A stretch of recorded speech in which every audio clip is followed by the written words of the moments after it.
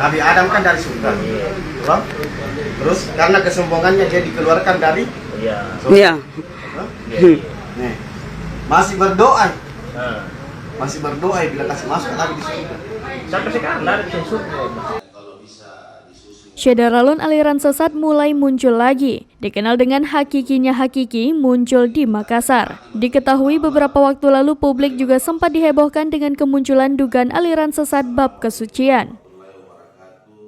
Tidak lama berselang, Majelis Ulama Indonesia Makassar kembali mengeluarkan maklumat bahwa adanya kehadiran aliran sesat mengatasnamakan hakikinya hakiki.